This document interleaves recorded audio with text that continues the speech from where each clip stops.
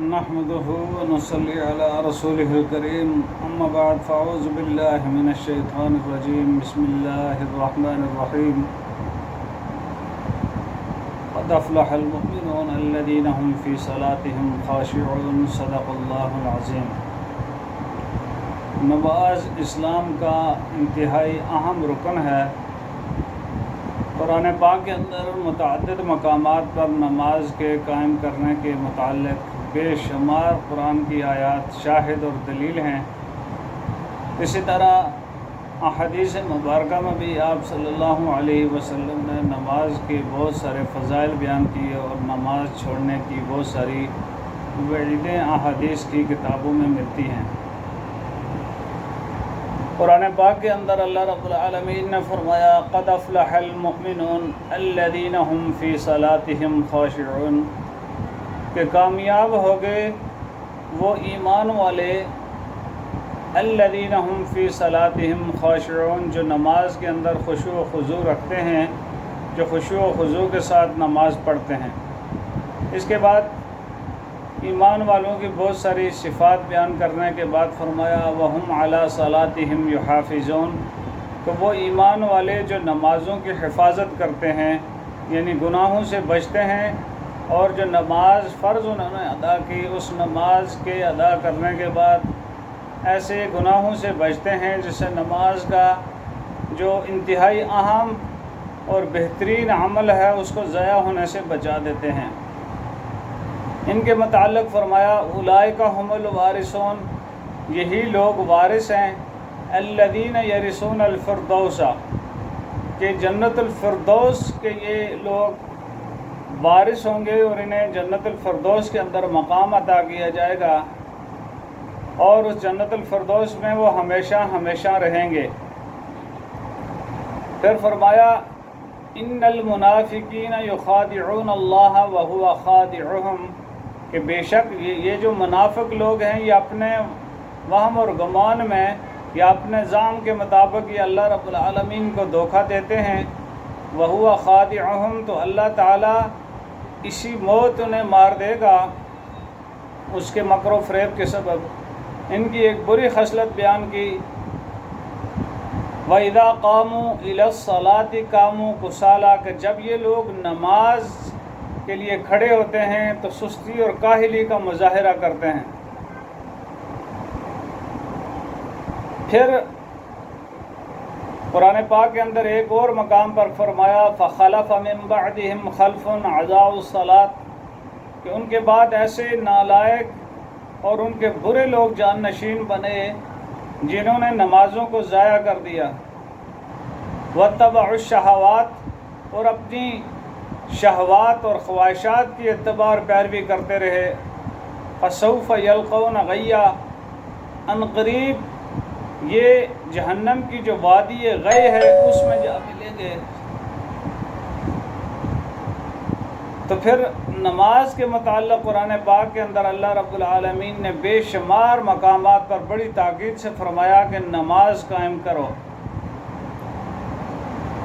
وَأَقَامُوا الصَّلَاةَ، نماز قائم کرو۔ نماز قائم کرنے کا کیا مطلب ہے کہ نماز کا جو ظاہر ہے اور نماز کا جو باطن ہے اس کو اچھے طریقے سے قائم کرنا، خشوع و خضوع کے ساتھ نماز کو قائم کرنا، اپنے ظاہری جو بدن ہے اس کے اوپر کسی قسم کی کوئی ناپاکی نہ ہونی چاہیے۔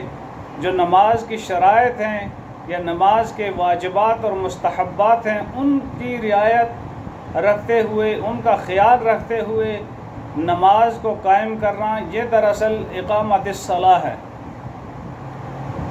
احادیث مبارکہ کے اندر بے شمار دلائل موجود ہیں جو نماز کے فضائل کے متعلق ہیں۔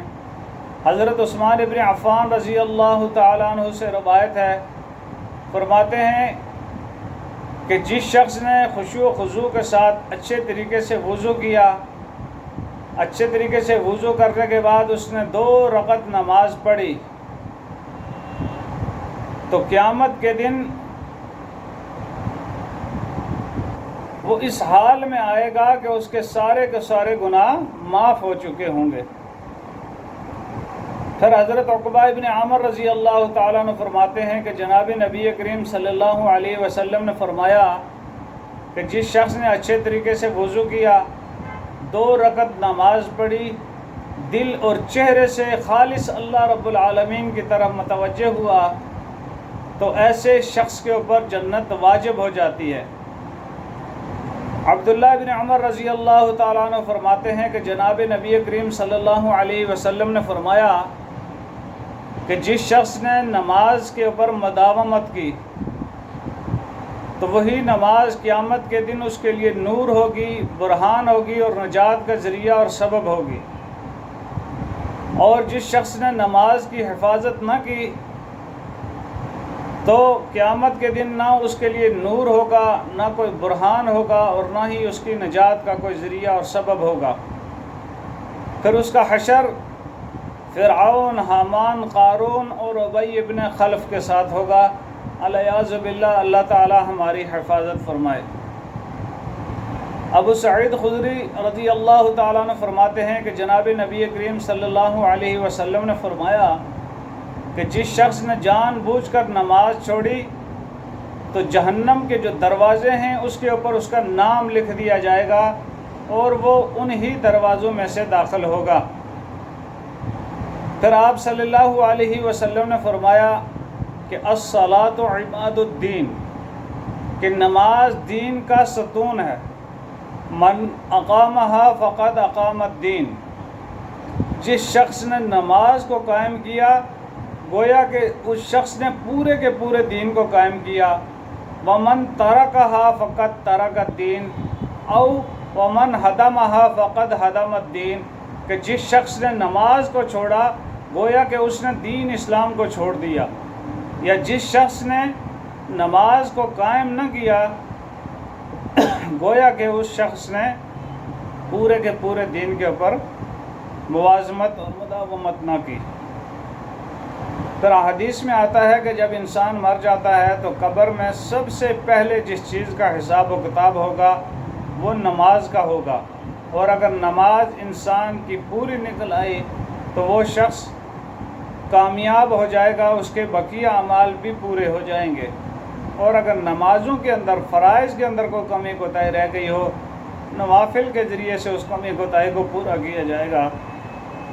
تو اللہ تعالیٰ سے دعا ہے کہ مجھے اور آپ کو اللہ تعالیٰ نماز قائم کرنے کی توفیق عطا فرمائے، خشوع اور خضوع کے ساتھ نماز پڑھنے کی توفیق عطا فرمائے۔